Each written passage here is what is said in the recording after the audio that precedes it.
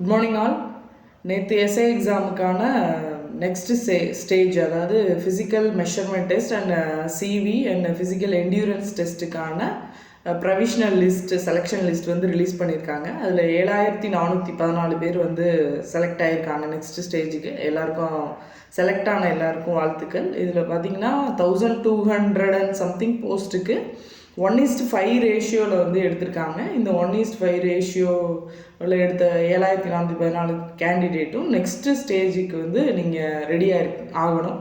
இப்போ பார்த்தீங்கன்னா physical test எப்போன்னு அவங்களே ஒரு டென்டேட்டிவ் ஷெடியூல் கொடுத்துருக்காங்க. அதாவது February 24 to March 2 வந்து கம்ப்ளீட் பண்ணணும், ஃபிசிக்கல் டெஸ்ட்டை வந்து கம்ப்ளீட் பண்ணணும் அப்படின்னு சொல்லியிருக்காங்க. ஆல்மோஸ்ட் உங்களுக்கு 30 டேஸை விட கம்மியான டேஸ் தான் இருக்குது. நம்ம ஆல்மோஸ்ட் சொல்லியிருந்தோம். பார்த்திங்கன்னா உங்களுக்கு February 1st week வந்து ரிசல்ட் வந்து வர்றதுக்கான வாய்ப்புகள் இருக்குது அப்படின்னு சொல்லியிருந்தோம். ஆனால் 3 days முன்னாடியே வந்து ரிசல்ட் வந்து அனௌன்ஸ் பண்ணிட்டாங்க. இப்போ பார்த்தீங்கன்னா ஃபிசிக்கல் டெஸ்ட்டை பொறுத்த வரைக்கும் உங்களுக்கு 30 டேஸ்க்குள்ளே கம்மியாக இருக்க டைமில் இதில் பாசிட்டிவ் இருக்குது, நெகட்டிவ் இருக்குது. நீங்கள் ஆல்ரெடி ஃபிசிக்கலுக்கு ரெடி பண்ணிகிட்டே இருந்தீங்கன்னா, ப்ரிப்பரேஷன் முன்னாடியே ஸ்டார்ட் பண்ணியிருந்தீங்கன்னா அவங்களுக்கு வந்து இது ரொம்ப ப்ளஸ்ஸாக இருக்கும்.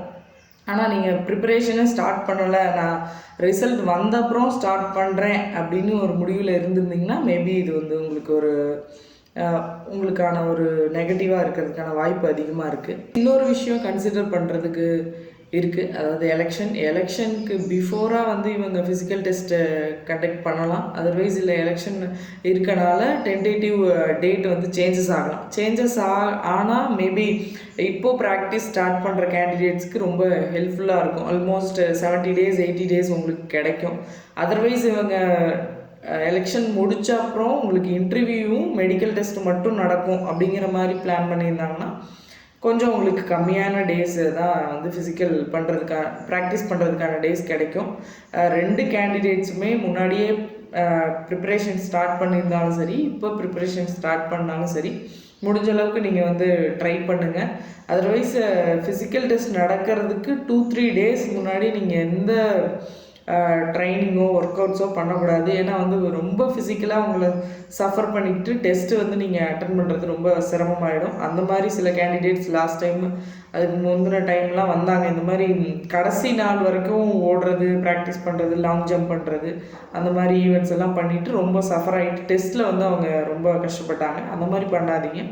இன்னொன்று, உங்களுக்கு ஃபிசிக்கல் மெஷர்மெண்ட் டெஸ்ட்டில் அவ்வளோ கேண்டிடேட்ஸ் வந்து எவிக்ட் ஆக மாட்டாங்க. அடுத்தது ஃபிசிக்கல் என்டியூரன்ஸ் டெஸ்ட்லேயும் அதிகமான கேண்டிடேட்ஸ் வந்து வெளியில் போக மாட்டாங்க. அதுலேயும் மேக்ஸிமம் கேண்டிடேட்ஸ் செலக்ட் ஆகிடுவாங்க. ஃபிசிக்கல் மெஷர்மெண்ட் டெஸ்ட்லேயும் செலக்ட் ஆகிடுவாங்க. ஏன்னா மெஷர்மெண்ட் டெஸ்ட்டுக்கு பார்த்துட்டு தான் மேக்ஸிமம் கேண்டிடேட்ஸ் அப்ளை பண்ணுவாங்க. நம்ம இந்த ஹைட்டுக்கு எலிஜிபிளாக, இந்த போஸ்டிங்க்கு எலிஜிபிளான்னு. அதனால் அது 2லேயும் வந்து அதிகமான கேண்டிடேட்ஸ் வந்து வெளியில் போக மாட்டாங்க. உங்களுக்கு அதிகமான கேண்டிடேட்ஸ் வெளியில் போகிறது எதுன்னு பார்த்தீங்கன்னா ஃபிசிக்கல் எஃபிஷியன்சி டெஸ்ட், அதாவது செகண்ட் இயர் நடக்கக்கூடிய ஃபிசிக்கல் எஃபிஷியன்சி டெஸ்ட். எஃபிஷியன்சி டெஸ்ட்டை பொறுத்த வரைக்கும் ஃபஸ்ட்டு உங்களுக்கு மேக்ஸிமம் லாங் ஜம்ப் வைப்பாங்க. லாங் ஜம்பில் நிறைய கேண்டிடேட்ஸ் வந்து வெளில போகிறதுக்கான வாய்ப்பு இருக்குது. அதனால் ஃபவுல் பண்ணிடுவாங்க. சில நல்ல அத்லெட்ஸோ ஸ்போர்ட்ஸ் பிளேயரே கூட ஃபவுல் பண்ணுறதுக்கான வாய்ப்பு இருக்குது. அதனால் நல்லா ப்ராக்டிஸ் பண்ணுங்கள்.